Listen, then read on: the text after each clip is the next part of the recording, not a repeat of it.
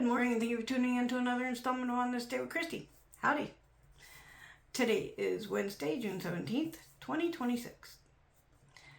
Today we hop in our magic van and go for a ride to the past, the present, the future, and possibly other dimensions. That being said, let's hop in our time machine van, trip, whatever, and start the day with On This Day in Music. On this day in music history, on June 17th, 1971, singer and songwriter Carole King began a record-breaking 15-week run at the top of the U.S. album charts with Tapestry.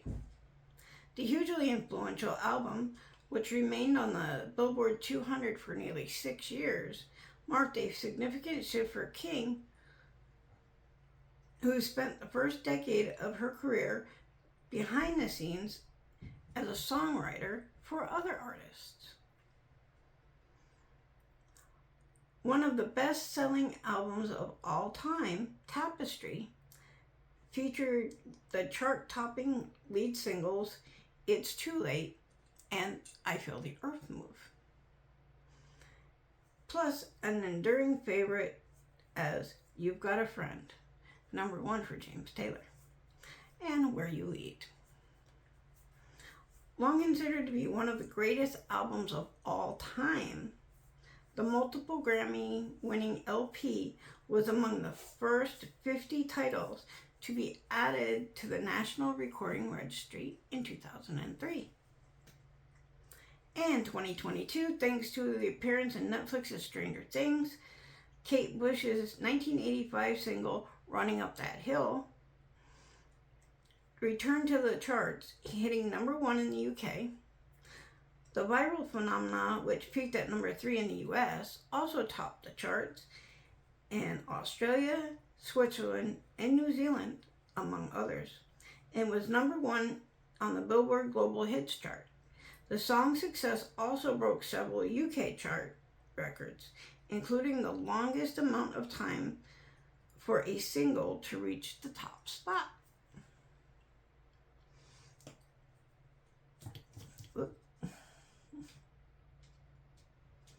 In 1976, Blondie released their first single, Ex-Offender. The song, which led the New York City band's self-titled debut album, was originally titled Sex Offender, but was changed at their label's insistence. Yeah. Okay. In 1978, with Shadow Dancing, Andy Gibb made the U.S. chart history as the first solo artist to have his first 3 singles all reach #1.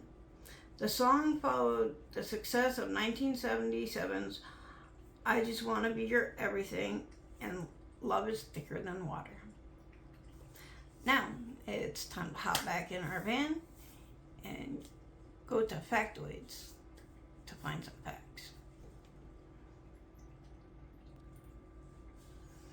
Today, we officially celebrate Apple Strudel Day, as well as Eat Your Veggies Day. Don't forget, a veggie a day keeps the doctor away, or something like that.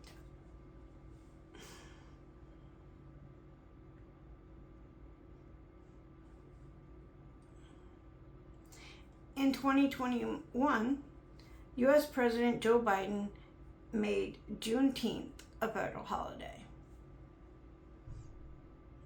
1994, police captured O.J. Simpson for the murder charges after a 90-minute police chase. The police hunt was captured and broadcast on live TV as it happened. I remember watching that, actually. In 1985, the Discovery Channel started broadcasting.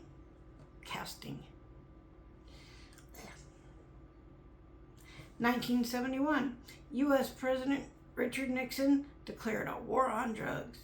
In his press conference, he stated that abuse of narcotics was enemy #1. In 1970, rock band Led Zeppelin started their last tour of Europe.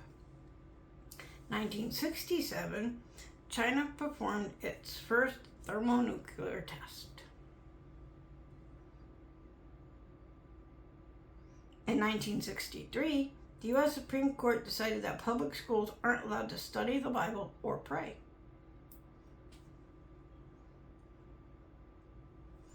In 1939, France carried out its last public execution.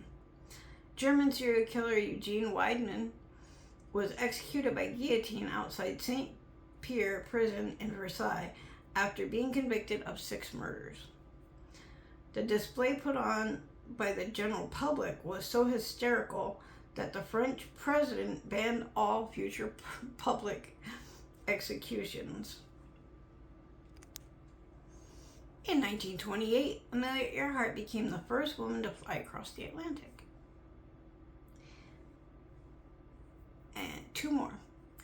In 1894, the polio epidemic took hold for the first time in the U.S. at Rutland, Vermont. And in 1885, the Statue of Liberty arrived in New York City. The statue is a gift given from France as a sign of friendship. Now, it's time to hop back in the van and put on our thinking caps because it's time for trivia. Question: who invented scissors? Answer: Leonardo da Vinci. See, Leonardo wasn't just a turtle. Who created the iconic little black dress? Answer: Coco Chanel.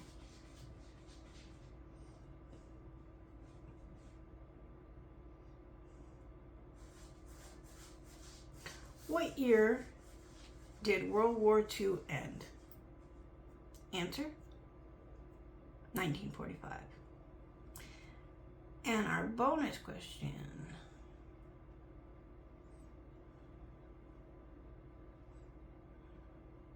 in which U.S. city is the National Cowboy and Western Heritage Museum? Answer: Oklahoma City. Now, let's pop off our thinking caps and put on our party hats because it's time for birthdays. In 1946, we have Barry Manilow. 1947, Greg Rowley. 1957, Philip Chevron. 1958, Jeff Biafra. 1969, Kevin Thornton. In 1987, Kendrick Lamar. If it was your birthday today, happy birthday to you, and I hope you have a great one. You can catch us here 7 days a week with Brian the Rockstone on WCDI, and don't forget to check out Top Rope Report every Sunday and Wednesday. Have a great day, y'all. See you soon. Ciao.